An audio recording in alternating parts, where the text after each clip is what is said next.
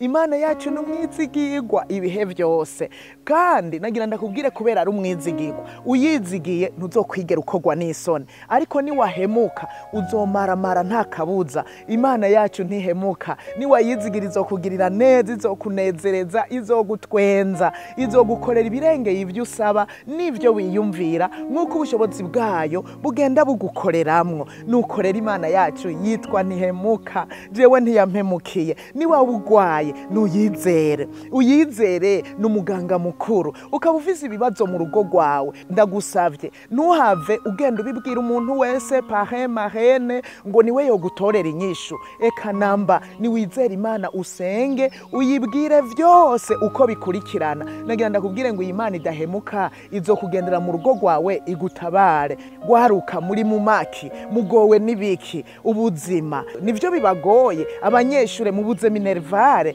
Nagira ndababwire ngo iyi Mana ishobora vyose, yizere. Reka kugenda utamaboko, reka kugenda widodomba, reka kugenda ubwira igiti n'inyoni. Yizere uyibwire vyose, Imana ntibura uko igenza.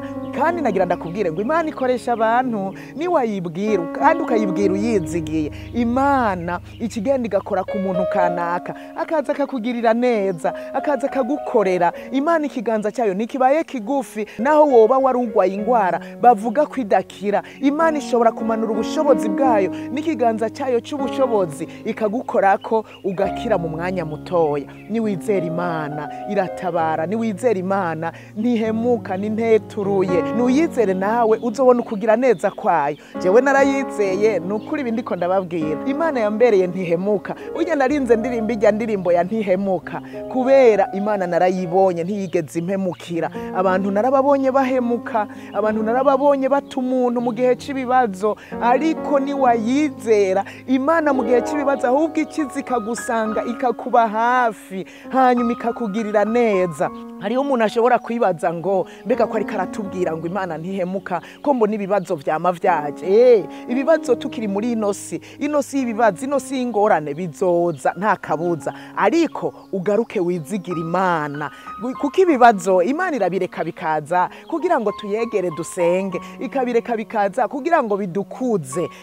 Bugiyo tuvuye mu bibazo tubivamwo twakuze, tubivamwo twuzuye ukwizera. Nico gituma Imana ireka ibibazo bikaza, ariko ibigomba ngo muri ivyo bibazo tuyegamike kw'imitima yacu, tuyizigire kuko ni Imana ishobora vyose. Nuko rero nshuti yanje uri kuranyumviriza, ndagusavye niba ufise ikibazo ukabuna mugaye, ufise ubumuga, waruzi ko Yesu uko yarari kiriya gihe cya kera amugurura abamugaye, n'uyu munsi aramugurura, arakiza ingwara zose, arabohora ababoshwe n'abadayimoni, na n'uyu munsi birakoreka.